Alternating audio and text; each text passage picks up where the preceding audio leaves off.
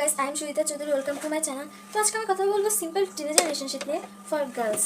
ওকে, এটা শুধুমাত্র আমি মেয়েদের কারণে বলছি, বিকজ আমরা মেয়েরা যখন টিনেজার হই, মানে এই যে একটা বয়স থাকে, এই বয়সটাতে আমার টিনেজার মেয়েদের চোখ যাবে যে মানে কেমন, আমরা চাইবো যে সিনিয়র টাইপ ছেলে, মানে আমরা প্রায় 5-10 বছরের উপরে ছেলেগুলোকে হাত মারতে চাই।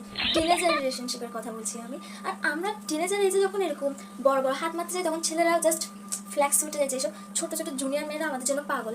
সো আমাদের এখানে যেটা বলে সিনিয়র ভাইয়া, এটা আসলে এখানে ভাইয়া বলার জন্য হয় না, এটা আসলে ওইটা বোঝানোর জন্য সিনিয়র ভাইয়া নাম এটা উদ্বোধন করা হয়েছে।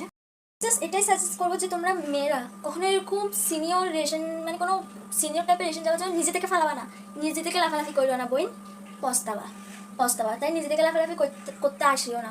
সিনিয়ররা জাস্ট ফায়দা তুলে, ওরা জাস্ট ফায়দা তুলে, এমন কিছুই না। কারণ টিনেজারে আমরা অনেক আবেগপ্রবণ থাকি, আমরা মানে দেখি যে এত বড় বছর আমাদের পিছনে ও fine the princess of Victoria, এমন কিচ্ছু না বই, এমন কিচ্ছু না। তুমি প্রিন্সেস ভিক্টোরিয়া না, তুমি যদি সিন্ডারেলা হও, তুমি যদি দীপিকা পাডুকোন, ঐশ্বরিয়া রায় হয়ে থাকো, এই টাইমে আসে সিনিয়ররা তোমার ফায়দা তুলে চলে যাবে, জাস্ট চলে যাবে।